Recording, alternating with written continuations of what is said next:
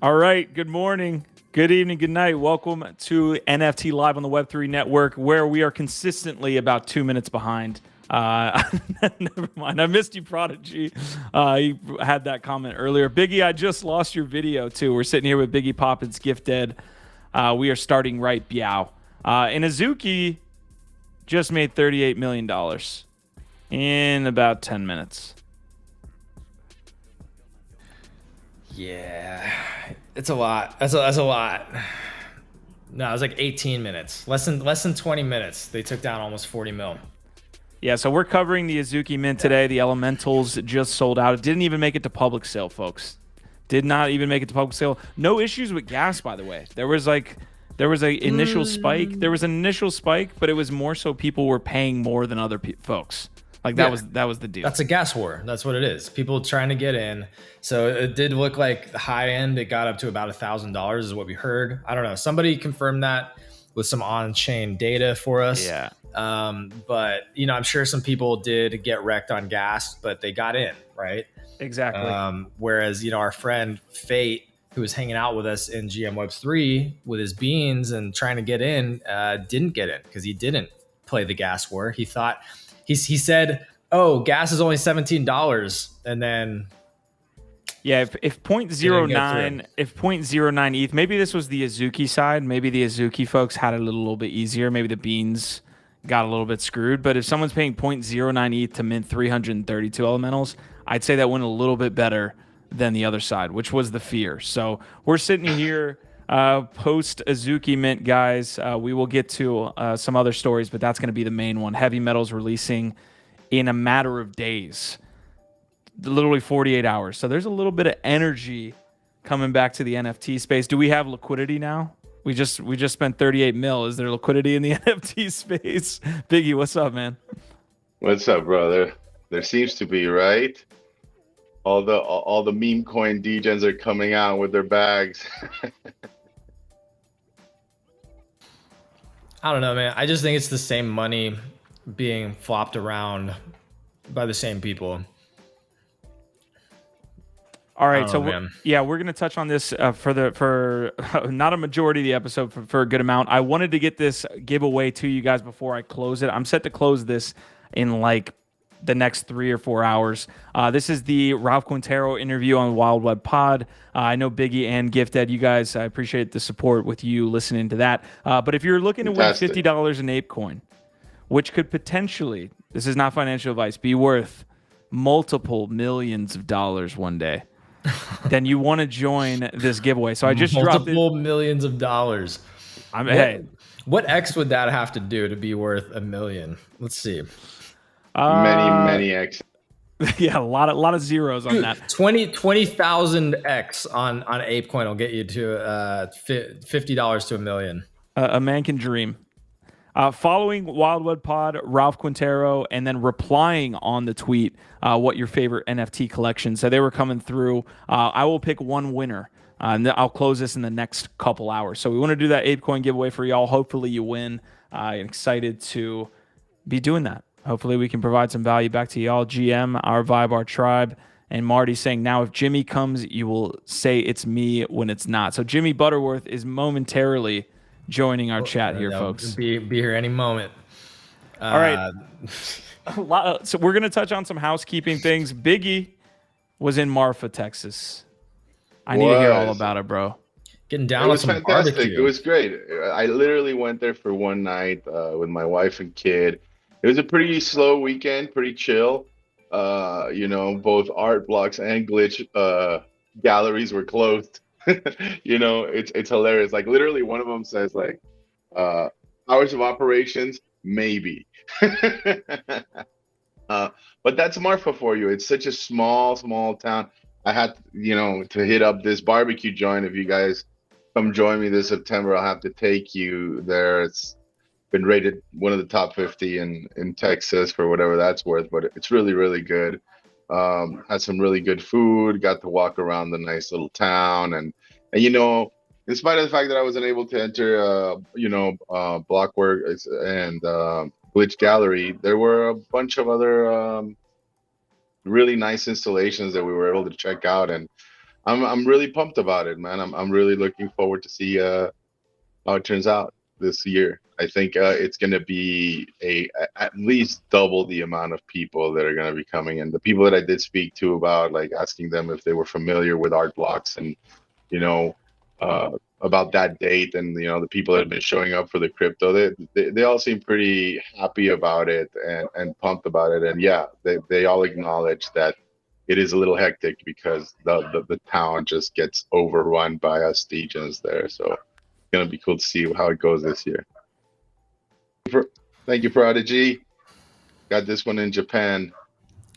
All right, so GIF, I want to hear how the GM Web3 show went. We were live while the not the reveal. We have the reveal momentarily, but the actual sale went live while we were on GM Web3. We had a bunch of Azuki holders join us. We got some takes from them that we can kind of lay out here for sure. But a couple things that we're tracking right now. One, Beans floor price, which took a dip right before the sale. Because people realized, oh shit, Beans might not even be ones that get this. It was almost sold out once the Azuki piece was over. And also another thing we're looking at is the reveal and what the floor price of these elementals will be. So I don't even know if people understand what the elementals will look like. Is it going to be a PFP? I thought it was a PFP, but like I guess we're not sure, right? Like, are they full body characters instead of just PFPs? But I think people are assuming that the art's going to hopefully be at least somewhat similar to what the teaser trailers are looking like, right? I mean, that's the best indicator. Sneak peeks were given. There were no sneak peeks. I thought I saw a sneak peek. I didn't go down the rabbit hole far enough to confirm whether it was or not. Didn't it look like kind of like gunslinger type of metaverse gunslinger type of thing? There was a trailer, but we didn't actually get any confirmation. So that's kind of where we're sitting today. I'm gonna try to find this for y'all, but I don't think we've been revealed yet. That's kind of where we're sitting right now. Yeah, and we were waiting for the reveal. Who knows? Maybe we'll start to see some of them while we're live. That would be pretty cool. The Beans did dip down to almost 0.8. They're back up around a little bit above 0.9 now. It'll be interesting to see if they hold. I've got some offers in. If there's any paper hands, I've been wanting to get into the ecosystem, and maybe this is an opportunity. But I'm trying to see if they come down a little bit more. Zero joined XERO Zero. Is pretty well known. I don't know. Web3 mind, thought leader, whatever. Great takes. That was pretty cool getting him to join us and share his thoughts on the drop. And, he was saying that it's really gambling with the Beans right now, and that's fair. I mean, you could see it going either way. They could come back down closer to like resting at like a 0.4, 0.5 floor, given that a lot of people might think that, okay, the real utility, at least for the immediate future, has kind of been drained from these assets at this point. And it is high supply, around 20K. So that's kind of the bearish take on where Beans could go. But, on the bullish side, a lot of Asian collectors love these little characters. They are more diamond handed over there. And the collection at large has a lot of momentum, and probably a lot of people like myself that haven't gotten in yet, that have been waiting for an opportunity. And this might be the chance to get in under 1 ETH. So, look at this volume on Beans. This is the 1 hour chart here on NFT Go. 530 ETH volume on Beans on a floor price of 0.9. Again, it did dip right before the sale. We're zooming out here. 2,700 ETH volume in 12 hours. I mean, that's... This is the power of having a large supply collection if you can actually infuse it with value and sustain some kind of momentum with it, because the volume that you do on a large supply collection when there's actual ETH being traded against it is insane. It's insane. This is a 20K supply project. So when volume picks up and they're trading at 1 ETH or more on every single trade, I mean, the volume just stacks so fast. Yeah. It's crazy. Yeah, you can see a ton of volume here, and we had it up on Blur as well. It fell off a cliff. There's the sale time. That's economies of scale Yeah. at work. So, okay, a great conversation came up on the Web3 Morning Show about the fact that this was supposed to go to public, or maybe it wasn't. I don't know. Maybe the team knew all along. But essentially, the phases of this sale were we have Azuki holders that already got dropped one, and then we had Beans holders who didn't get a drop but got a spot in the sale, and then we had the public sale. And it was also a Dutch auction, so it was going from 2 to whatever the market price was found to be at. It never got anywhere. It didn't even get to public sale. Didn't dip below 2 ETH. So it was a 2 ETH mint that never got to public sale. They're not increasing their community size here. And clearly, not only that, they're also pissing off some of their community, because one of the interesting pieces of data that we got in real time, because NFT Go was hanging out with us during GM Web3, which was awesome, because they were literally doing some analysis on the mint and sharing what they were finding. One of the things that they found is that there were multiple wallets that got hundreds of these. Yep. And then again, like people like Hated by Fate, or just Fate, who was hanging out with us live in the room trying to mint just to get one, couldn't get one. And so you've got a bunch of really active community members at the lower levels that love this project, that are super outspoken and active in the community, that just got screwed. And then there's a couple whales that are holding hundreds of these things. Wow, that's a lot of money. It's old its time, though, right?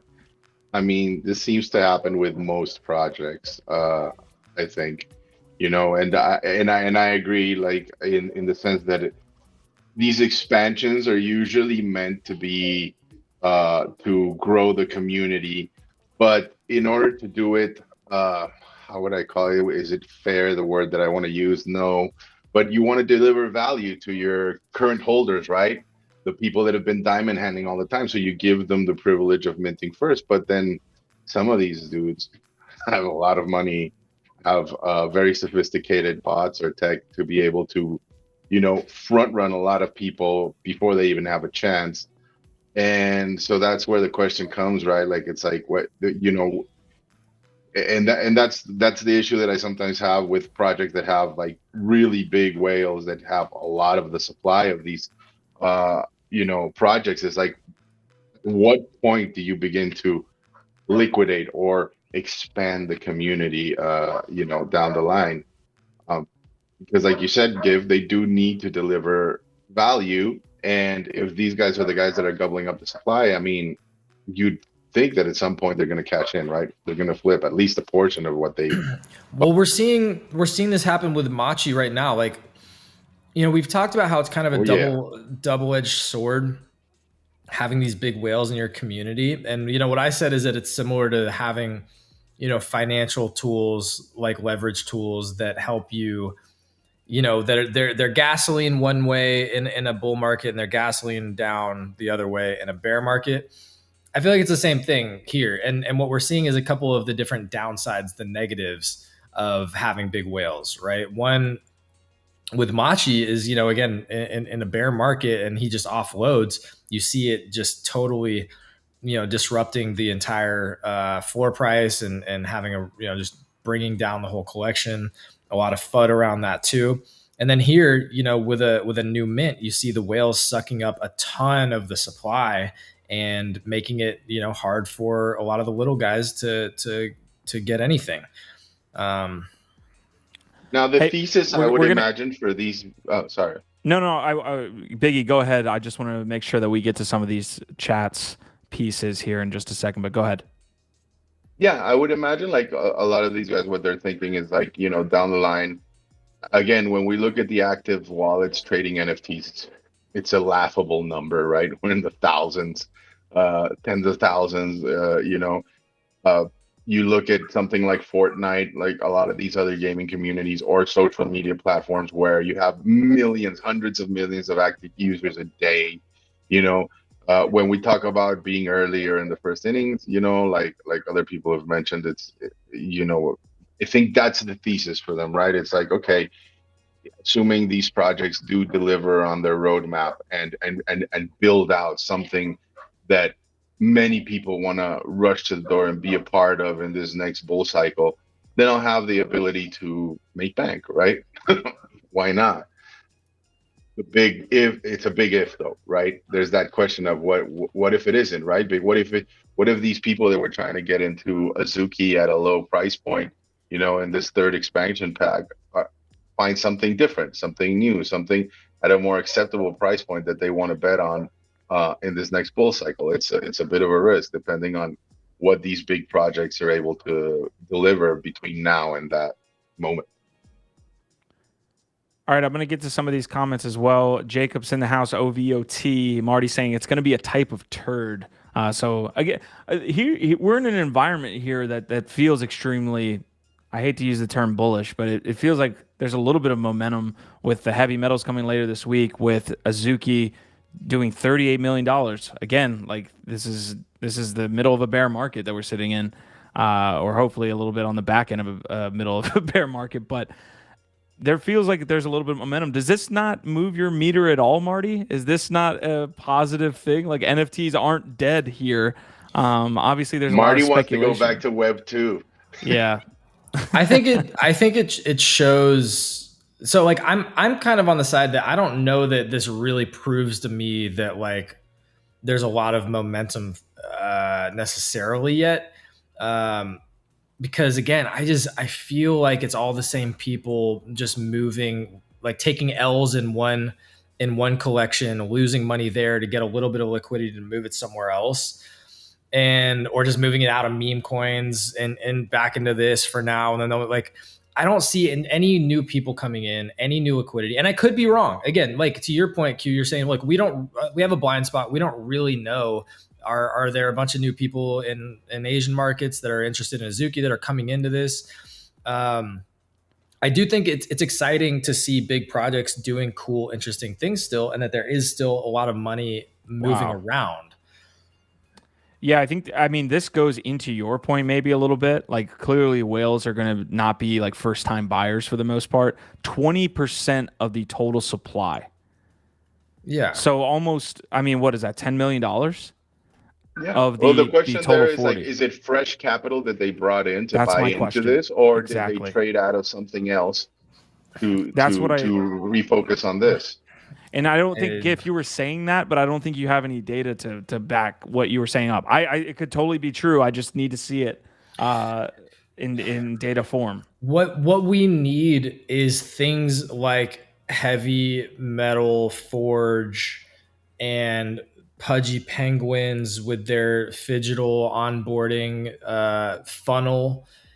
We need onboarding tools that have sticky, good UI, UX, value, utility that brings more people into the space. That's what we need. Like this to me, like why I'm not super bullish on this or feeling like, oh, just because there was almost $40 million moved around in a short amount of period is that like, yeah, man. I just feel like all we're doing is we're just rehashing the same organic. shit. You're saying we're just sharing it back to each other. We're just trading the same shit back to each other. It's hot potato, literally hot potato to me. And until we figure out how we're bringing more people into the space, I don't think any of this is actually growing anything. Well, this is where I think most of the FUD is going to be around the Suzuki drop. Clearly, it's catching waves already with the big profiles, but the 20% of the supply being bought up by whales when you have community members that are doing work like the what was the guy's name? Fate. That was in the GM Web3 morning show. It's like that was a clear fuck up. and I want to give Azuki some props here because in the condition of the market it's in now, they still did 38 mil. And there are a lot of features that and things that have to happen to make that happen. But they raised $38 million. These are two different combos, though, right? Let's not conflate. I want to give them credit while we're already saying, hey, they screwed their community members. Being able to raise this much money and get this much hype during this market when there's not a bunch of liquidity is very impressive. They get props for that. They just raised a ton of money. Does this make me feel like we've got momentum and NFTs are back or something? No, they're not dead, but I don't think we're growing the space. I don't think that this grows the space at all. And it doesn't make me like feel like, oh, there's this renewed, bull market on the horizon or anything like that. It's definitely a case. I feel that a lot of these big projects, Yuga, Azuki, Proof, Pudgies, you name it, like they're still like mid roadmap, right? Or a third of the roadmap delivering, what they've proposed. And so right now, like the current NFT ecosystem, we're all pretty familiar with. We hang out in the same discourse, we go to the same, meetups and conferences.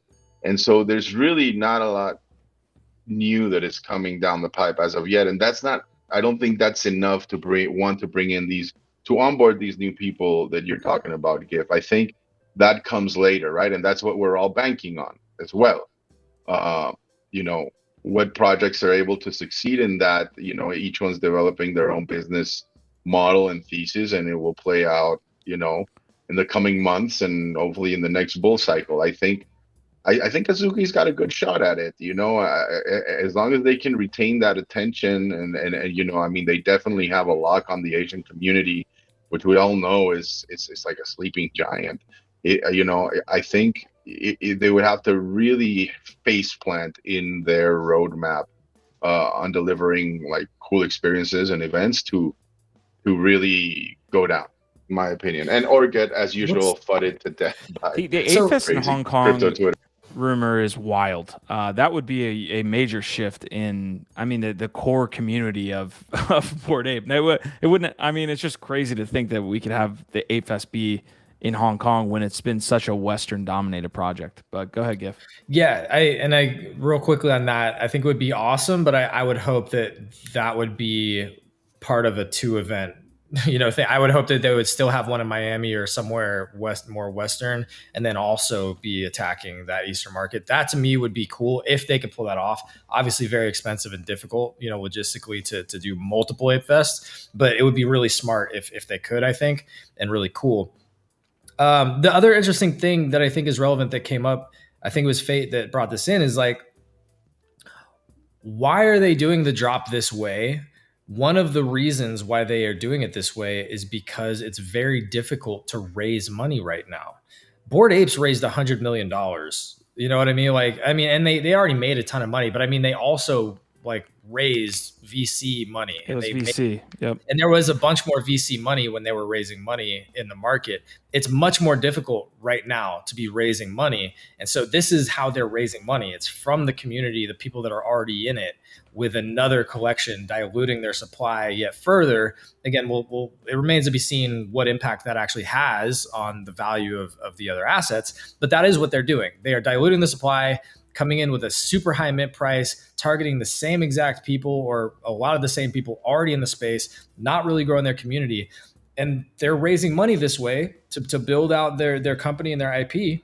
But the reason that they're doing it this way probably is likely due to the fact that they couldn't get funding elsewhere right now. That even the VC markets are very dry, very dry. It's also a way to allow their holders to speculate, right? And maybe profit off of this, right? As long as it doesn't go below mint price, you have an opportunity to make money and sell it on the open market. It's liquid VC, as they say. That's like how this drop, I think, is remembered, not in full, but obviously in like a little bit of the short term, is going to be whether these revealed NFTs do well, right? In like the 6-month time frame. Because that, when you look at something like Mutants as opposed to other deeds, there was a little bit of a difference. But for people that bought into Mutants and didn't get it dropped, they weren't like in the black for a while, like but then eventually they were. Whereas the other deeds, they were seen as a notorious kind of flop because everyone kind of needed to get in, and then it still to this day has not gone over, I believe, mint price. So. I know like certain plots potentially did, but the majority of people are still in the red on other deeds. And so that's seen as a negative drop. We'll see what happens with this Suzuki drop. And especially when you factor in those ridiculous gas fees that we all paid. Absurd. But I think that one specifically, that has a lot of really cool implications because, like you're saying, it wasn't a VC thing. It was they're trying to raise money. The other deed thing was a straight up you were paying to mint some of these, correct? Like if you weren't a BAYC or an MAYC holder, you had to pay to mint, and they raised a shit ton of money in that. So yep. Yeah, the other side of that is just that, like, if you actually want these Web3 companies and brands to keep building, it's like until they're able to figure out more sustainable revenue streams, there's not a lot of other ways to do it. Mm-hmm.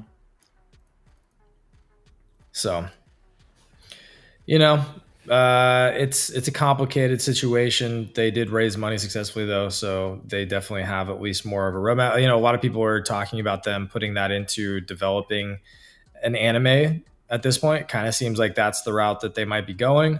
And if so, that's a very expensive thing to be doing it with high quality studios. Quantum Variant was talking about, that $40 million could already be spent on just, creating a super high quality Netflix anime series or something like that.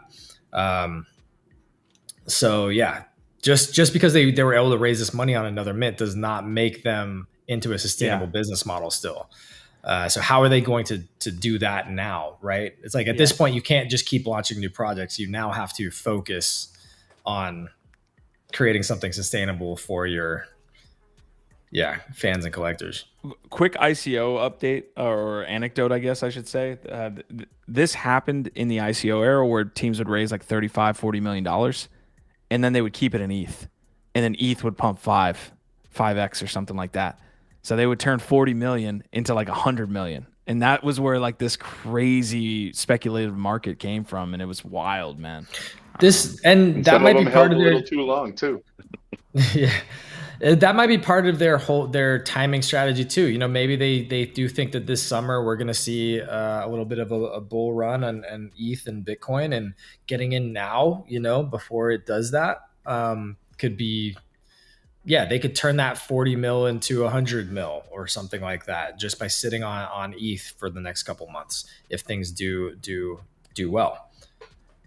All right, we're still waiting for the reveal on Azuki. We're going to get to some other stories. I would like to get into some heavy metal. Prodigy, I don't know if you've seen, I know you're a gamer, of course. Like, I don't know if you've seen the trailers for heavy metals. We've been showing them off a little bit last week, but I don't think you were at that NFT live. Wondering your takes here as we kind of show the trailers in just a moment, but still waiting for Azuki again. This is going to be the biggest story. Are we in agreement? The whales buying up 20% of the supply. Is that going to be the biggest story that people are going to? It's going to be one of the big stories. I mean, right now the headline is right now 40 million in 20 minutes is a headline. Right. That's a headline right now, but there will be a couple other follow-up headlines, right? That's one of them for sure. Sorry, go ahead, Biggie. I didn't mean to cut you off. No, I agree. This is going to be overanalyzed, and it's going to be postulated upon and all different type of angles, and the community building type of angle, and, expansion of the project, as well as like, the potential future dumping effects, whether it be through blur farming or just one of these whales deciding to cash in or call it quits down the line, right? But it's been notorious with all of these projects where, it's one of those first figures that you always want to take a look at is like, what's the holder percentage of these different assets, and it's not a good look. It just isn't, but I guess it's also like, let's see how, these next few weeks develop, right? If we see a lot of dumping, a lot of blur farming, then I don't think it's going to be a good look. If you see a lot of diamond holding, which is something that Azuki has been renowned for, then I don't know how bad of a look that would be. I think a lot of people in the project might be okay with it. Prediction on Elementals floor price from both of you guys. Again, it was a 2 ETH mint. I know that's kind of just like throwing a dart at a dartboard. I will say that there's a comment in chat, and this was brought up multiple times. We're going broke quick, drop a derivative project or secondary collection. How many times until this doesn't work? Got to find another way. I've actually changed my thought process on this a little bit. If you create a project that can drive enough demand, I think you are okay with increasing that supply. The issue was projects got into this mindset of thinking that demand was going to keep increasing for another year or two. People were going to continue to come to space, and it was the exact opposite. So what you got were teams that could not drive more demand, dropping more supply. But a team like a Azuki, Bored Ape, and I say this holding a Bored Ape at 37 ETH, so maybe a little bit of it's flawed, but is that even a real floor though, Q? Are you sure about that floor? I just think it's maybe something we're overreacting to. If a team can drive enough demand, it's okay if they put out a secondary collection, but they have, or a second, third, fourth collection, but they have to be right, or else they are in for a lot of fucking trouble. Yeah, 100%. Biggie, how are you speaking about expansion collections on these big projects? I was waiting for somebody. How are you feeling? Oh, God. Well, here's the thing, because I actually now have at least 2 oddities. I'm in the Moonbirds ecosystem now. I got at least 2 oddities. Look, yeah, I mean, I'm nervous for any project that expands, especially, you know, with a 20K collection. So again, but you need to understand like what these projects are postulating, right? They're not thinking in the near term, they're thinking long term, right? The problem here that has popped up a lot is the blur farming and the distribution mechanisms to try to really get as many new holders, right, as possible, and true holders, right, not flippers, because that also influences a lot, right? If you mint and it goes below mint price or whatever, then you can have a community that turns against you. Having said that, like, I mean, I love the art. I love the Mythics art.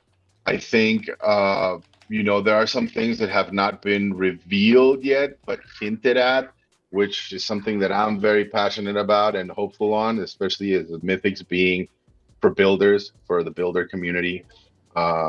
When Proof launched originally, it was called the place where art meets tech, and I know we've hyper focused on the art for the past year or so, and now Mythics are coming up, and I think you're going to see a different phase of from Proof, right? Is there a timeline on the Mythics? I believe it's coming up like this month. I don't, there's not like a hard deadline, but we're not too far. GIF. I honestly think so. Here's my honest take on this. Like, I am tempted to buy a few more mythic eggs or oddities because I am bullish on Proof. But you know, to say go ham on it, I wouldn't suggest that to anybody right now in any project in any in this space in the NFT. Like, in my opinion, you should be stacking BTC and ETH and sitting on your fucking hands. Having said that, if you want exposure to the NFT space, I think Proof is a phenomenal place to be. You know, like, it may not be the highest floor, but if what you're trying to, if you have like a long-term vision for this space and you want to be in a community that is bullish on the art and the tech and that has a lot of capable people, not just the team, which is stellar in my opinion, but just the community itself, you know, I think Proof is and if you see the distribution in Proof, I mean, you don't have that issue. If you see the diamond handedness of Proof holders, unparalleled. I think, you know, if people can swing it right now and get an egg or an oddities, I don't think you'd regret it, as long as you have a long-term vision for you know, this space, and you look to get involved and like really check out the community, right? If you're not just sitting on it and looking at floor prices all the time, because unfortunately that's what many people do. But yeah, man, I mean, in spite of all this, right? Bullish, love the art. I think it'll do well. Having said that, yeah, I'm still nervous, man, especially because I do think that there comes a point in crypto Twitter where things just take a life of their own. And unfortunately for Proof, I think the let's FUD everything Proof does has just taken a life of its own. And it's incredible to me, because in my opinion, if Proof were to shut down tomorrow and you don't have any of the Proof updates that you have from NFT Stats, if you don't have the live shows and the podcast, people would miss and really see the vacuum that would leave in this space. Proof and Kevin Rose, in spite of whatever people like to bash us on, has done so much for the NFT space. So to me, the people that look to FUD it is like they're really not part of the space. Like they're not genuinely part of the space. Maybe they're flippers or speculators, but if you are looking to be part of the space, if you're thinking long term, I think it's a great project and community to be a part of to this day. So just to be clear, the mythic eggs are 1-to-1 for mythics, and then the oddities are a burn opportunity. So no, so basically, oddities, you burn it and then you get what you get. Then with mythic eggs, there's 3 types of mythic eggs. There's a 1-to-1 exchange where it's like you get what you get with the egg. But then there's 2 types of eggs. I think the highest is it's the mythic egg, which gives you a choice between 3, and then the other one gives you a choice between 2, and then one of them is just the reveal what you get. But the point is, right now, oddities and mythic eggs are around the same price. It seems to me like the mythic eggs are the way to go because you're paying the same price, but you're getting the. Yeah, let me pull them up. I guess it's kind of the same. I guess it's kind of the same effect because you're burning the egg too. Like you burn that. So. Yeah, but the thing is, so like, would you? I think like you pay a little bit more to be able to have a choice between 2 of them, right? And the thing is, from what I understand, is like once you have that choice between those 2, whatever choices you do not make, they don't go back into the pot. They're burned forever. So they are only your opportunity. So one of the things that they have to talk about is like have like the wall of pain down the line and showing like all the mythics that were not chosen from these eggs, right? And so you have to choose wisely, and obviously certain traits and now Tubins have come up, which is like a whole other functionality of the PFPs that these things are going to have. So you're going to, I don't know. I'm a little stressed about that. I know. I gotta look, I gotta give you at least your props, Biggie, because you're a brave soul out here still, shouting out K-Row and taking the side of a lot of the Proof Collective, because you called it. There's a lot of FUD, and even in our chat, right? There's a lot of people FUDing right now. So you're out here. You're a brave one to be continuing to stick by your guns, man. I mean, bring it, right? I'm just a positive person, dude. And when I place my bets on a team or on a project, I don't do it for a flip. Not usually. Like I'll do some degen stuff every now and then, but something like Proof, somebody like Cairo that I've been following for so long, people here looking to call him a grifter, man. I don't know what you're talking or what you're smoking out. The things he's done for the space, the things he's still trying to do. Maybe he's having a rough time of it at the moment, but I don't think his intentions are. He's no vagabond. Well, this is an interesting. To me, it's like so far fetched to fucking try to equate, somebody like that of that caliber to a Zagabond or like all these other grifters that do exist in this space. It's like, really, like, have you at least listened to a podcast, like, especially before Proof was even a thing, before it was even minted? But he is a VC though, right? Like, isn't that his main business? Is like coming from? Well, he was a builder capital before that, though. He was originally a builder, right? I mean, he became a VC. Route. Yeah, that's a typical route. You build and then you become a venture capitalist if you succeed. And way before, way before people had a notion of this space or what was going on. I mean, this guy was fucking minting CryptoPunks day one. He told Gary Vee about him. He built out a platform to talk to people like Snowfro and Tyler Hobbs and really dig into the tech with no intention of launching or grifting or doing anything, just out of pure builder curiosity and to expose and educate the masses, man. I mean, really, you're going to lob fucking rocks at somebody like that? I think you're pretty low on the people that I want to fucking have conversations with, like I think I'm pretty certain that his intentions are not grifting, man. Now, having said that, has there been missteps? Has there things that have been done better? 100%. But that's one of the reasons why I bet on somebody like him to begin with, because I never in one moment assumed that this was going to be a straight shot up to the top. And even people that are in Yuga right now are having some little doubts, aren't you? Right? Well, it fucking happens, with any of these projects, right? 5 to 10 year horizon, right? Anything else is just a miracle, and you should be thankful that you have the opportunity to be in a space like this one right now where you can make generational wealth overnight and flip something for 10,000x, whether it's a meme coin or an NFT or what have you, right?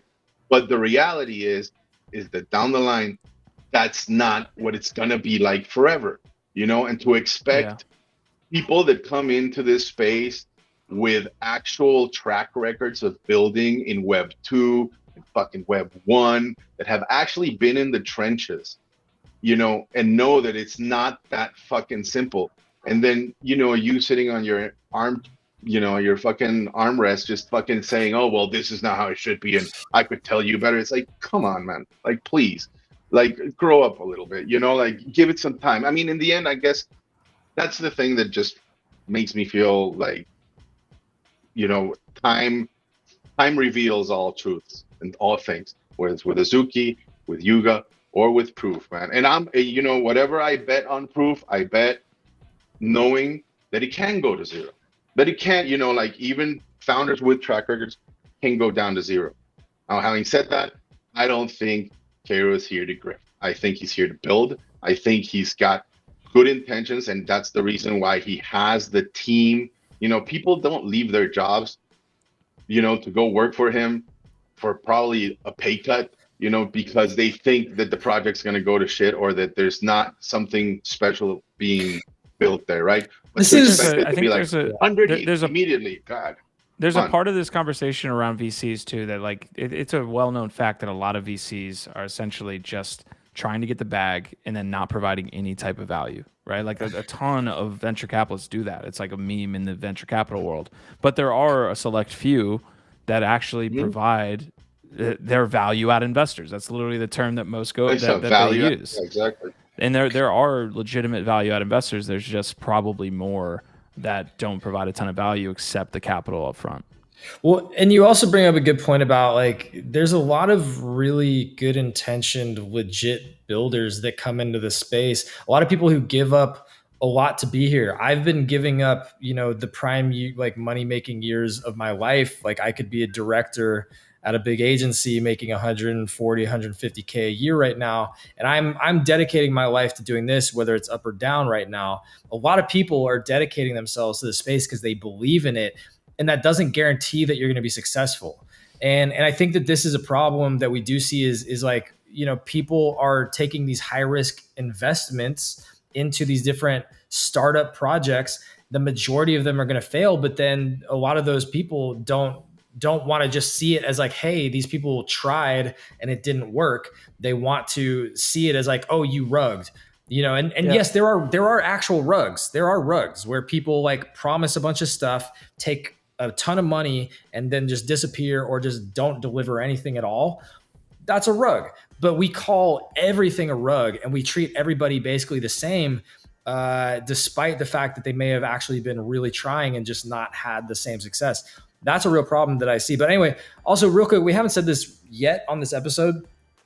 It's always important for us to remind everybody that nothing we talk about on the show is financial advice. Information was found publicly on the internet. Opinions shared on this episode are solely of the Web3 team. All information is public domain. Please do your own research. All right, we got it in there. We are still waiting for the unrevealed beans to finally reveal themselves. So I actually dropped in chat earlier the link to both the unrevealed beans section on OpenSea as well as the Azuki Elementals. So we do have to get to some other stories. I agree with all the sentiment above. I think, one that we've had people in like the past week or two even comment on lads, and I'm like, guess who's lost the most on lads? Me. Like, I put a ton of ETH into this project that we launched 3 years ago. So, and me and Giff are having conversations behind the scenes on what we can do in the future to provide utility to both the DBs and lads and how that looks going forward. But well, and what people don't understand, a lot of people don't understand. I think some people who actually support and show up regularly get it because they're here for it. But like, we are actively working to build a sustainable business model to exist in this space so that we can keep building and providing future utility. If you don't have a sustainable business model, you can't exist in the space. And that's why we're seeing a lot of what's going on right now is that the majority of NFT projects have not successfully pivoted to a sustainable business model. And so it's the ones that figure that out that will be here 2, 3, 4, 5 years from now. Those are the actual companies that you want to bet on, the ones that can pivot to something sustainable. And that's what we're trying to do. That's what this network is about, is creating something more valuable, an actual platform that has some kind of like consistent value, and then hopefully translate that into consistent revenue as well. And then all of that is to support the community. That's why we're here. And so there's definitely people that don't understand that about like, why are we doing this? Why does it feel like you're pivoting? It's because we are actively working to pivot into a sustainable business model. Because we could have tried a million different times, Q, to be launching tokens at this point. Mm-hmm. We haven't been doing that. It's not to say we never will launch a token, but like, we haven't just been up here grifting. We've been doing this for a long time. You know, basically just investing ourselves into this more and more and more, right? Instead of just going to the community and saying, "Hey, give us money." But again, it's part of the building process, right? It's not a straight shot to the top or instant success. And I want to address something here. The Super Arsenal is talking, and I appreciate your banter, my friend. Like, keep it coming. But like, yes, people building PFP, buying PFPs are consumers. That's one way of looking at it. You could also call them collectors, right? People that bought Picassos back in the day were consumer collectors, and they still made money, right? They were able to make money. NFTs are a completely different asset class, right? And I think you will find that value can be obtained through them. You know, this whole thing about like, treating their collectors like consumers is just another way of throwing butt in the face of people that are here, in my opinion. Like, I didn't buy into this thinking of myself as a consumer. I came in here into the NFT space as a collector, and yes, some of it is speculation, right? But it's more than just speculating on pretty PFPs or art. I think we're all grown up here enough to know that it's not just art right now, that there can be utility, and there will be. I'm very confident in the fact that there will be utility down the line for a lot of these assets, right? But again, it's not a straight shot to the top.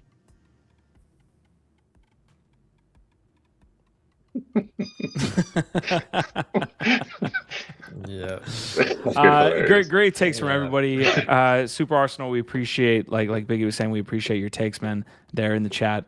I mean, varied views. Like, I would hate it for all three of us to agree on every show. I mean, I agree. I enjoy it in the moment, I guess. But like, I definitely that'd be the most boring show. That'd be the most boring content ever created if we were all just like, yes, and I agree, and yes. Okay, we do have that ongoing giveaway with the Ralph Quintero episode. I'll drop a link for that in chat if you want to give that a look. You can earn $50 in ApeCoin just by chilling here. Marty's saying, how would you FUD Yuga if they only had Hong Kong? Honest answers. So I want to do that next. Am I having issues with my camera? Or are we good? We good? You look good to me, my guy. Okay. All right, cool. You look amazing. Even that big old scratch mark on your nose, looking good. You should see the house. Beans floor is still holding. Biggie, did he tell you? Did he tell you what he got into over the weekend? All I have to say is bachelor party. That's all Biggie needs to know. Oh Lord, I want to know now. Yeah, we'll talk off air. I'm not trying to make that public. Not for public consumption. As much as Gibb wants to make it public. All right. Hey, if you're liking the content, please leave a like on the episode. We're gonna jump into some other topics before we round out here, but we've been going for about 45 minutes, so I think we go for another 30 and see where we go. Okay, so to the question of Hong Kong. This has been brought up multiple times here just in the past day. I don't know where this rumor is coming from, but apparently Yuga's trying to host Ape Fest in Hong Kong. I was hearing Miami. Like I heard from a couple different people. I think even some article like reported on it. Along with this Hong Kong news about Ape Fest is the fact that Hong Kong is becoming increasingly more positive toward crypto. This was just announced this morning. Biggie, what did you have on this take here? I think it was yesterday, actually. I my take is that I love it, and we saw it coming. And this is the stuff that I like to focus on, not the whole FUD and all that crap. This is the real meaningful stuff that will move the needle, that will help eventually trickle down all the way to our little NFT space and help onboard a lot of more people. So this is exactly the type of stuff that I like to spend my time reading up on, hunting, focusing on, because the rest is just noise to me. I mean, this is playing into the narrative we've been covering for like the last, I would say, 3 months is when we kind of started to hear grumblings that like China was getting a little bit more pro crypto, and then in that time the SEC has gotten super negative and all this stuff. So like, Well, it was exactly at that time, wasn't it? Like the minute the US said we're kicking them out, London and Hong Kong were like, over here, buddies. Literally rolled out the red carpet, right? Smart in my opinion. if you got any takes here on the I know we've been talking. No, China well, wasn't for what where's that like. where's that tweet that you were sharing? It was Brian Armstrong, right? Brian's tweet. Yep. Yeah, I think that's really relevant here because the headlines in Japan right now are basically pointing to the US fucking up and them having a massive opportunity. And I think that goes for Hong Kong too. I think that goes for the UK. I think everybody who's smart around the world says the future of finance and the internet, yeah, sign us up. Except bring for up the that link US. from the IMF. Q. Yeah, I mean, except for the literally. US.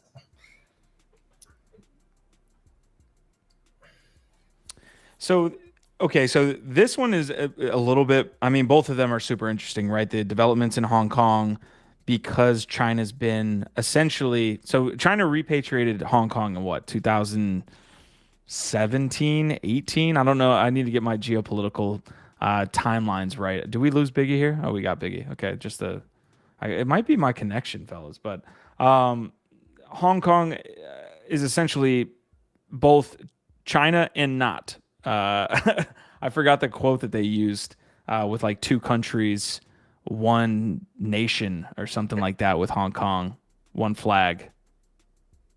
Do you remember it, Biggie? No. I was thinking about was it Mark Twain said, "East is east and west is west, and never the two shall meet." No, but this one is a little different. I think I know the one you're talking about, but Yeah. I mean, I wouldn't get it twisted in that regard, in the sense that China will always look to completely dominate and manhandle Hong Kong no matter what. I don't think that agenda will ever change or stop. Having said that, is having it like as a portal or as a sandbox to bring in international investors. So that's always been what it's known for, right?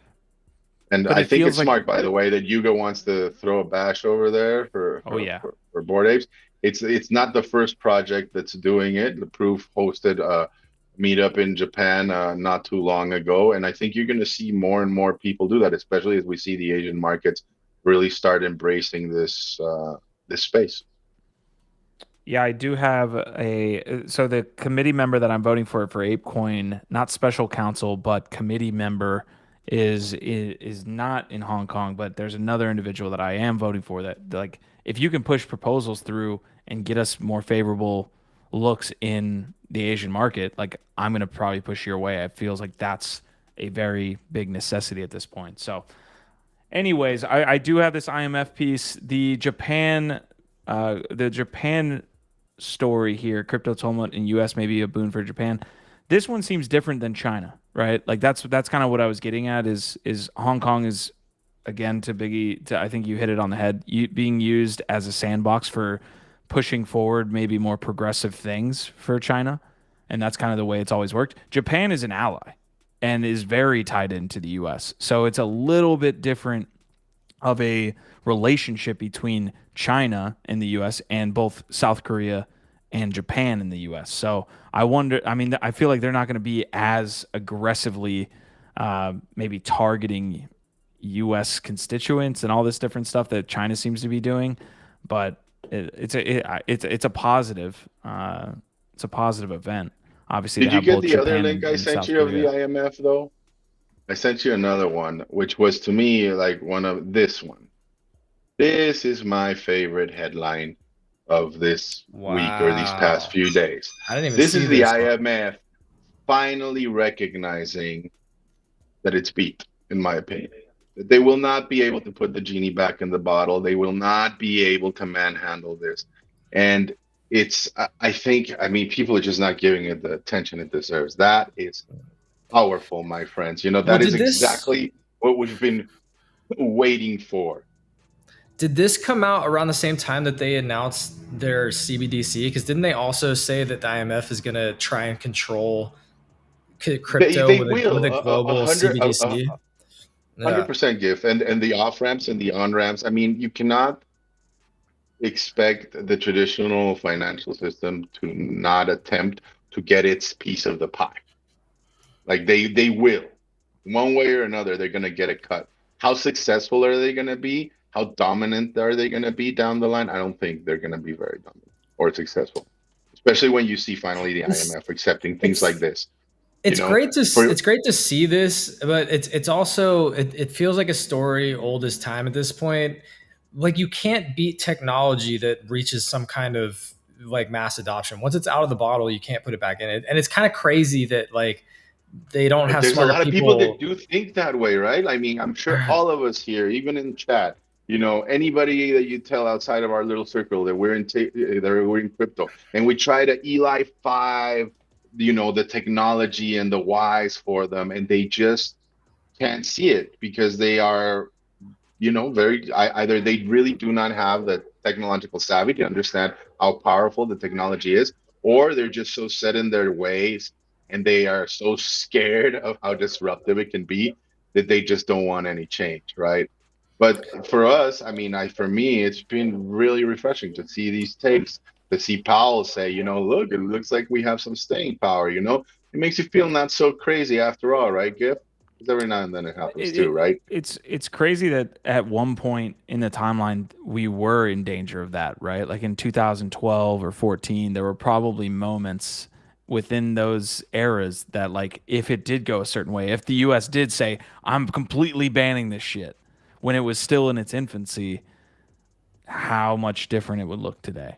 Because you're right, at a certain point it became too large. The Trojan horse was already in the city. You can do what you can, but it's already, you know, the clock's already ticking for your time here. So, man, yeah, a lot of Bitcoin ETF things. We still have an updated bet here on the BlackRock ETF. So, we haven't got a conclusion on the BlackRock ETF, but we do have Biao family NFTs up for it. I also you're not gonna like this one because I'm gonna go ahead and share my screen here for you, Q, on this one. I meant to call this one out on GM Web3, but Circles Alaire saying Bitcoin ETFs likely to be approved. Alaire spoke with Bloomberg at the World Economic Forum in China. Well, no shit, Giff. They've got like Circles a practically perfect batting average. The point here is to be contrarian for being contrarian. You say no shit, but my guy over here bet me that a doesn't Biao change my NFT. mind. He bet me a Biao NFT. I am rooting for him. I am rooting for him. Doesn't change my mind. I want to be contrarian. There have been 10 articles the same way. No, I would love to see it approved. I just have seen hundreds of thousands of ETFs. Exactly. It feels like hundreds of thousands. I've seen ETFs forever. I'm rooting for it, Giff. I'm actually rooting for it to be approved. But see, you are kind of ruining for everybody. You're gonna ruin it for everybody else. By remaining positive, it's not gonna happen. I'm You need to come to our jinxing. side. I'm jinxing it. All right, that's fair. Might be. If it doesn't get approved, everybody come flame me. I'm sure it's my fault. So. All right, we're following this Azuki reveal. I don't think we've gotten them yet, but this was a take by Tyler D. And let me see if I could jump back into that Azuki piece and see if they're revealed. But let me know what you guys think here, both in chat and up here on stage. I've seen a lot of criticism of Azuki for not growing their community and reaching new holders. What if they were trying to? What if their strategy is to make existing holders really, really happy, and then more people will want to become holders? Really happy how? By holders dumping in it Wales for 2 times the minting price and then having those new community members hate you and bud you to death. I don't know. Yeah, I'm not a fan of this take. Because holders and whales are a little bit different. I know whales can be holders, but holders aren't all whales. Through that. There's a lot of Azuki simps on Twitter. Toxic positivity. I like that squash, man. Dude, the funny thing is Azuki is going through a BAYC moment, right? Like there were people on our stage and the Twitter spaces this morning that were talking about the positive effects of in-person events. And we're like, yeah, we know. We did this 2 years ago. like it was like some novel idea talking about like how in-person events are crazy. It was his first. I know, but they're all going through it in a way. You know what I mean? Dude, we were producing events in like July 2021, like straight out of COVID. We've been doing this for a while. So yeah, I'm with you. It did kind of feel strange to have some guy up there like promoting to us the virtues of doing IRL events. But, you know, when you go, you get it. And that was his first time going. I'm not going to fault him. All right, random guy, you were saved by Gift Ed there. All right. I am going to get into the NFT Go Bag Check here in a second. We did have another mint happening today. So I guess Bodagos from Nifty Portal happened today on Solana. So that one is doing... Oh, no way. That one's doing... Yeah, that one's doing some volume here. Obviously some, like $1 million in sales here over the past 24 hours. I'm seeing it across my timeline. I think most of it's been favorable. They're creating some trailers to go along with it that are like animated. So I think... I mean... Do you like this art, Biggie? You fan of Bodagos here? I thought it was funny, and I do own a Nifty NFT for the Nifty Portal, but I remember they were going to launch it, and then they postponed it, and I did not know they launched it now. I wonder if I'm eligible for one. Should we go check it out? Yeah, though again, like I'm kind of abstaining from Solana. Like what I have on Solana, but I'm not looking to really partake more than I already have. I bet the Solana maxis love that they're launching on Solana. That has to probably be the biggest project on Solana at this point, the biggest PFP right out the box. My initial take is I'm not impressed with the art, just based on that. Like that's the type of thing that comes and goes. It feels like it comes and goes very, very quickly to me, and I don't see a lot of people wanting to rock those long term. So my initial take, I wouldn't be buying it. But DP is saying people in crypto talk about everything like it's the fucking discovery of electricity. We do that every day up here, don't we? Just every day. I feel like I'm just not mean enough sometimes. Like I should call people out when they're being ridiculous, and I'm just like too nice. I take everybody at like face value, and I'm like, oh, it's a really good point. I really. But you're kind of right. Like now that I think about it in retrospect, that guy was like up there preaching to us about like how important people should start doing RL events more. I was looking at it. It hit me more as like Azuki is having its day, and the fact that like the cycles and the spring, winter, summer kind of thing that every collection goes through. It highlighted it for me because there were dudes that had a season, BAYC. bro. That had BAYC PFPs saying the same shit on the same Twitter spaces 2 years ago. It's true, but it's Azuki season, Q. You coined that yesterday on our thumbnail. So. Azuki season, baby. It's still meme coin season a little bit. All right, I'm gonna get to the NFT Go Bag Check. NFT Go is the sponsor on this month's episodes of NFT Live. We love using their tools. Rob Quintero loves using their tools, so it's good. So we're gonna get into the NFT Go Bag Check. Take a look at the market. See, this is why I don't believe the market sentiment. Like market sentiment has to be above 30 here. Like Azuki didn't even send it up one little blip. Well, it's just This is what too I'm few saying. wallets participate. Well, this is what I'm saying. You have to understand what's happened here. Like all those tweets that we were looking at where people were pointing out, all of the other projects are down right now because everybody's been selling off to get liquidity to get into this. There's no new money coming in, and there's a bunch of people taking L's, and a bunch of like, yes, Azuki just made a bunch of money, but how many other projects are down right now? So this is Volatility, I can see trading why. volume, social media, and Google Trends. Okay. All right. That's an interesting thing die too. on this hill. Well, because the trends is important. That's actually a good thing because if you look at Google Trends and the search volume, it peaks when people are actually coming into the space. When people are interested and they're searching about like, oh, what are NFTs? Like, I need to learn about NFTs now. I need to get into crypto. You see search volume peaking on Google. Right now, there's nobody coming in and there's no search volume. Again, it's just the people already here. Wait. Well, hold on that GIF. Like one thing is like maybe there's no search volume on or trending for NFTs, but there sure is for fucking Bitcoin. BlackRock just admitted that they had like 3K hits for like This monetary isn't policy and tracking like Bitcoin. thousands and thousands for BTC. There's definitely a lot of interest. In my opinion, right now, what's happening is that everybody's waiting to see what the regulatory stance of the United States is, whether it's going to change, whether it's going to shift a little, and seeing how the chips fall around the world, for crypto. Once you establish that, once you have a better sense or a little more security of how you're gonna be able to participate in this space, then you'll see it trickle down to things like NFTs and DAOs and all the other Web3 funky shit that we like to do. All right, I got to get through this. Blue chip index against ETH, it looks like we're rebounding a little bit here to end June. Against ETH, we'll check that out. It looks like we're consistently going downwards. Let's check the 30-day there. It doesn't look great against 30-day. So market cap and volume, it's safe to assume that this probably has something to do with the volatility around Azuki. To Gibbs' point, maybe a lot of people are selling NFTs, and there's a lot of trading activity trying to get liquidity for that sale that they eventually probably didn't even get into. But we have a lot of volume here to end June against USD and ETH.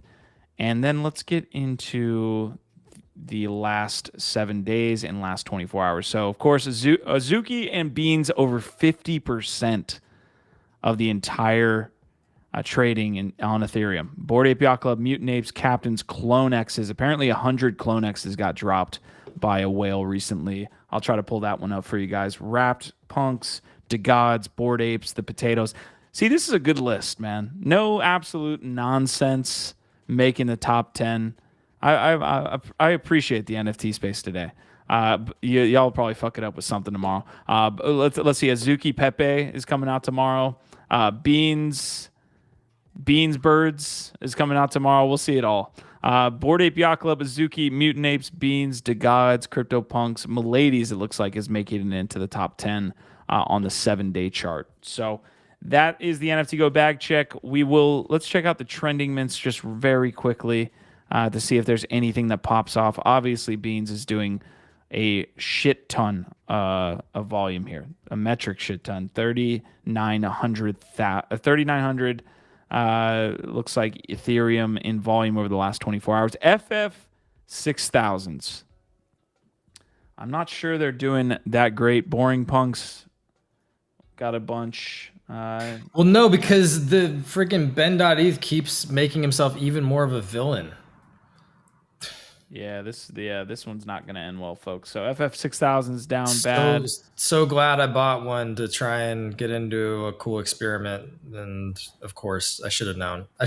I knew better. I haven't fucked with Ben.eth. I haven't fucked with Ben.eth's anything. I stay away from him. But that was the one thing I was like, oh, this actually seems like an interesting new meta. You know what? I'll check it out. Maybe it won't be that awful. No, it's awful. Fuck that guy. Fuck everything. Yeah, I knew better. I knew better than to get one. It happens to the best of us, my friend. Just keep moving forward. Yeah, Fidelity, Quantum Variance talking about Fidelity along with the BlackRock news. So that was big as well. So more and more, doesn't it feel like everyone was just waiting for the SEC to come out with something? Like I think we hit that narrative or that topic the other day. It's like once Gensler played his hand, everyone was like, "All right, we're in. Thanks for showing us your cards. We're in." Yeah. It does kind of feel like that. And I do think that like BTC and ETH, I think will start to get traction, and then NFTs are downstream from all of that. So there is a path to all this stuff picking up and there being more liquidity and more people coming into the space. I just don't see it yet. Like I just don't like. Yeah, I'm just not buying the narrative that because Azuki was able to raise a bunch of money from inside Web3 that we're getting a bunch of new interest yet. Because until BTC and ETH really pump, I don't see that downstream effect yet. Yeah. I mean, we're sitting at 2K for Ethereum, right? Like it's pretty strong. We were at like 1100 a year ago, so it's not like we're in a bad spot. We're not in a bad spot, but people, who was it that was talking about how? Oh, it was Brian Armstrong's tweet again, talking about how people by and large, especially in the US, are still not over FTX, and they're letting that. Oh, Mike Finch also had a good take on this. He was saying like it's clear that a lot of funds and a lot of institutional people and a lot of people with money in general probably are letting their fear based on FTX guide them forward, and they're gonna miss out. And we're still in that moment right now where the narrative is still too toxic. It hasn't shifted fully yet. But I do think that that's what we're seeing change, is the narrative starting to shift, and over I think the next couple months, especially if we see some more of these ETFs get approved, like the narrative is going to really change. Because when institutional investors start making a bunch of freaking money, then that becomes the headline. It's not scammers anymore. It's not look at all these scammers and ruggers. It's all Ponzi schemes. It's like now you've got Fidelity and BlackRock and the banks making money off of it. So who's the scammer and who's the Ponzi artist? And it's not just fear, it's like literal PTSD, right? Like a lot of people lost a lot of money in that space, right? And not only that, like I was reading an article the other day, it's like talking about how many like 2016 VC investments that were made have yet to go public right now, especially in this regulatory and financial climate. Why would you? You know, it's the worst moment to do that. But that they also count a lot on that infusion of cash to be able to redeploy it, right? And so I think it is a waiting game, like Quantum Variant is talking about right now. And like people in the space that are bullish are stacking ETH, stacking BTC and waiting, right? Because down the line, you will want to bet on like, yeah, the hardest, but it's the smartest. It is. If I say this a lot, if I had just bought ETH when it was at $50 when I first got into the space and just sat on it, I'd probably be better off. Went into a coma for a couple of years. Yeah, seriously, 10 years later, yeah, just walked in and saw my wallet. Yeah, exactly.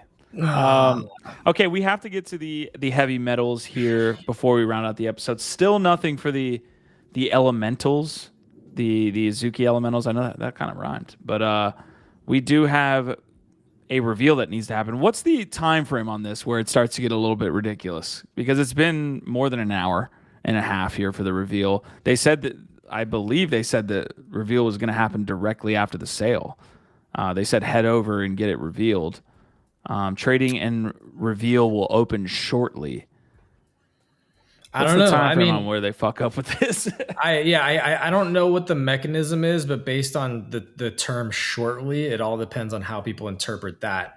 And I assume in the next couple hours, if nothing's happened, you know, if we get into like the late afternoon and nothing's moved, people are going to start to be pissy. That's what I predict. Okay, so if you haven't been tuning in, me and Gifted placed a bet here the other day on heavy metals. We basically were looking at the market saying heavy metals are going to pump and potential utility could like send them even further, right? So like we're based off the sentiment and the hype before the Forge reveal, and then if there's anything really dope, obviously we want to be able to do something inside the Forge. I think both of those are still at play. Gargo was saying something about other trailers being released. That has yet to be happening. I thought that we would see one by this episode, honestly. So that hasn't happened yet. I think they're avoiding the elemental drop right now. That's a good point. And that's crazy to say. That's crazy to say. Think about that. Again, this like having two big projects that are like vying for attention, and actually maybe Yuga like what's the word? Like basically stepping. Well, no, they're basically like stepping away or like maybe moving out of the way to allow Azuki, to have their time in the sun here. Yeah. Kind of, conceding almost, right? Like saying, hey, like they're going to be big for a bit. We don't want to compete with them right now. Azuki tweeted, it says Michael P. Oh, okay. I thought you said, my mind was on Bored Ape. I was assuming we were talking about that. Let's see what Azuki had to say about this reveal and whether it's going forward today. I will pull that up. I was also pulling up the other space FM because I wanted to get to that, but let's see what Azuki had to say. I'm not seeing it.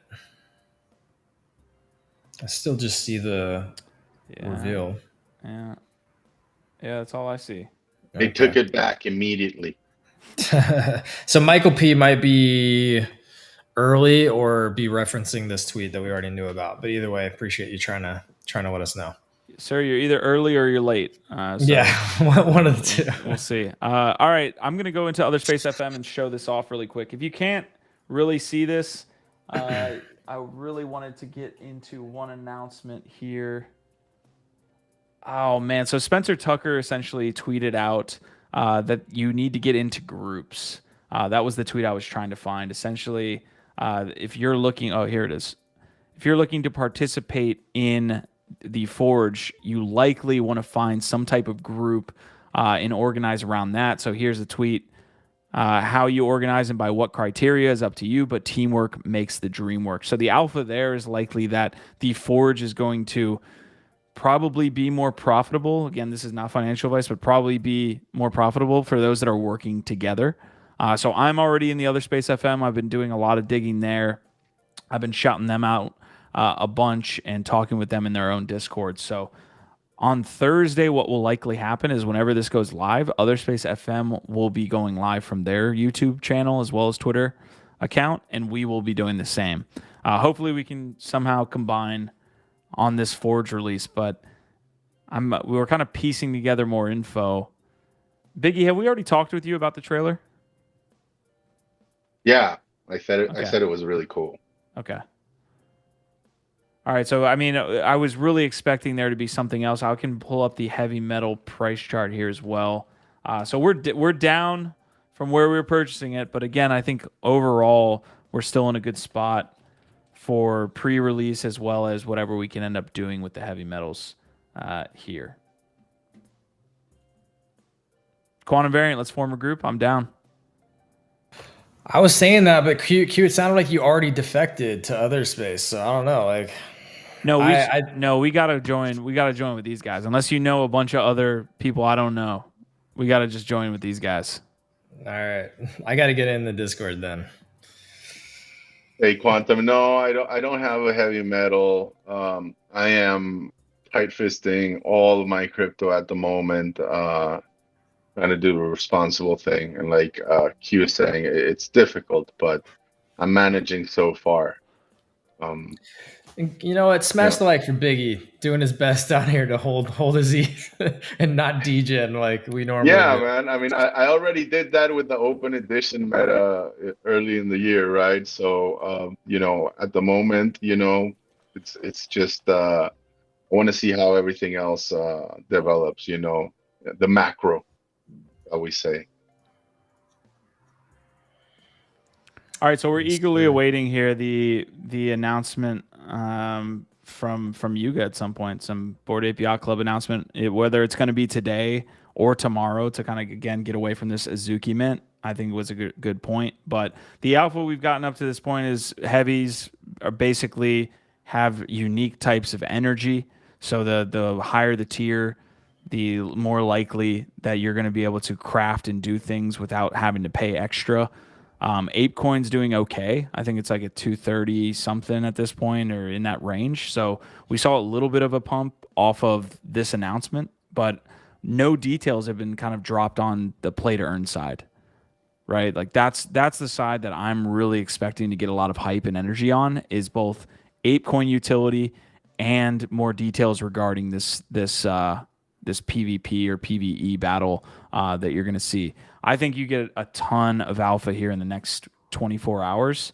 That's going to drive interest into the reveal before Thursday. You know what? Let's hope that you're right. And I'm going to go ahead and agree with you. Yeah, that's what's going to happen. I think either tonight or tomorrow they make some big announcements. Do not let your bags formulate your thoughts. Always think about it. Come on now. No, I think, I mean, look, we followed your lead on this, Q, and I let you lead, and I'm going to continue to let you lead. So how about that? But no, I agree. I think that there will be some announcements either tonight or tomorrow that have more details around the economics, how the game actually works, the incentives, hopefully. And yeah, that should also, like, one of the things I've been thinking about is, like, there is potentially quite a few people that moved around a lot of ETH and freed up some liquidity for this Elementals drop that didn't get into it. And that's going to have to move somewhere, right? So to your point, the flywheel effect, whether it's people that sell Azukis or any of Azuki assets on a pump and get out now, or people that just freed up liquidity trying to get in on the drop that didn't get in, there's got to be other places that liquidity is going to go over the next few days. And heavy metal might benefit from that. So I'm really like, that's the thesis. The thesis is that they come out with something and be like, you're going to earn ApeCoin through the heavy metal, or there's going to be some type of mechanic where the upgrading of the NFTs is good enough to where you can actually, get some hype, because that's what people are going to want to do. They're going to want to forge something really awesome. Web3, NFT Live, and the other Space Fam. There you go. All right, I'll get you. I'm in. Listen, if you want to get into between Q and I, we got 10 heavy metals. We are more than the other space guys. So we are heavied. We're heavied. They're gonna want us. They want us, right? Yeah. All right. This is the last piece that I want to drop for you guys. There's going to be a Q&A with the chief gaming officer at Yuga Labs. So this is very important if you're interested in the heavy metal, the Forge, Legends of the Mara. I'm sure he has a lot to do with the other side as well. I think we can safely assume there's going to be a really, really good info dropped in that spaces. So, Prodigy, I'll delegate to you, man. If you want to play some games, we got you. Yeah, Biggie too. We can get Biggie in the mix. Why not? Why not? Hey, I mean, I think the point of this is social gaming, and I think the more people we get involved, the more fun and interesting and maybe even rewarding it will be. So, yeah, expecting a ton of announcements here. I think they're going to announce something really cool that you can either evolve or earn, and it's going to drive some heavy interest into buying heavies and customizing them and all that stuff. Whether it's PvP or PvE, I don't know. There's a community aspect, which I'll handle with GiftEd hereafter. If you guys are interested, DM me. I can get you into the other space FM as well. I think the more people, the better. Honestly, the more quality individuals, the better. You have to have an invite? Yeah, it's like an invite only. Okay. Cool. Definitely send me an invite. I'll ask around, see if you're cool enough. Okay, no reveal. We thought we were getting multiple things by Tuesday at this time, but no Azuki reveal, no extra. Hey, that just means tomorrow's gonna be lit. All right, that's all that means. There you go. Big day tomorrow. Yeah, we will have Ronan the Collector. I've got a Wild Wild Web episode coming out tomorrow. So Sasha is a special counsel elected, like in the election, basically, for not special counsel, but a committee member, essentially the second tier of the voting elections that's happening. I'm going to be talking to him, and I really want to know about the other candidates himself. I think I'm going to be throwing my votes behind Sasha. So talking with him tonight. And then I'm going to put that episode out tomorrow for you guys. And then I've got Andrew Steinwald. I don't know if you guys know Andrew, but he's been around forever. I got him at the end of the week. So that's I'm stoked for that. Very cool. So just be on the lookout, folks, on the network. Wild Wild Web pod. Killing it, bro. Dude, Yacht's been everywhere. Win Yacht, Wild Web episode. I don't know. Yacht is just gallivanting across the world, Biggie style. So I'll try to get him when I can. But other than that, Biggie, any last thoughts? What you're getting into? I know you said you were sitting on your hands this month for the most part, but any thoughts in general? No, man. I'm just watching the space at the moment, you know. So yeah, like I have no like upcoming mints or this or that. The one thing obviously I'm keeping my eye on is it's mythics, and I think like that's the hardest one that I'm having to battle with right now, whether I want to add to my stack already of mythics or let it be. Obviously I'm leaving it as is at the moment, but I'll let you know if I end up going ham later on. Right. But yeah, like I'm looking forward to Ronin tomorrow, and then Thursday I'll see you guys again for sure. Dope, man. GIF, I've got one last tweet. Apparently somebody tweeted at us. Oh no. Good or bad? Azuki minted out. Let's see what floor is looking like September 1st. I got 0.1 ETH. What's this? He was saying that yesterday. Rough. He's Flubberooni's trying to get in the action. He's saying that he's going to throw 0.1 ETH at us for a giveaway if it's down. I think he said that floor would be below 2 ETH by September 1st. So there you go. I believe that's correct me if I'm wrong, Flubber, if you're out there. Well, we can double check. But my understanding is if the Azuki floor for Elementals is below 2 ETH by September 1st, then we get 0.1 ETH for a giveaway here on NFT Live. So, Quantum, buy either an oddity like GIF did to burn for a mythic, or buy eggs, which some of them will give you a choice of 2 or 3 different mythics depending on the rarity of the egg. But that would be the play, my friend. The cheapest way in right now looks like it's oddities because they're a little bit below 0.2. So if you're just looking for the cheapest way to get a mythic, go with the oddities. You'll have to burn those to get them. The eggs will have to burn, but to Biggie's point, you pay a little bit of a premium. It's only like around 0.2, so a little bit more expensive for an option of some kind. You might get to choose between like a couple. NFA. All non-financial, DYOR, all of the acronyms here. I'm in it. I got some oddities, so you know what? I'm part of the Moonbirds fam now, Biggie. I'm hoping the best. All right, folks. This was NFT. I'll keep my eye out on the Discord. I know you're waiting for reveal. Yeah, appreciate it. Although you could join it now if you wanted to. There's an Gift's just gonna go on a Discord joining spree after this episode. I'm sure he is. I hate Discord, but I should spend more time there. I know you never message me back when I DM you. It's unfortunate. Oh, poor guy. Yeah, we'll figure it out. Anyways, NFT Live. This is a great episode. Hopefully the Azuki reveal goes well, and we have a heavy metal piece tomorrow. So thank you guys for joining the whole episode. Y'all are awesome. We appreciate you. Our vibe, our trap. Take it easy.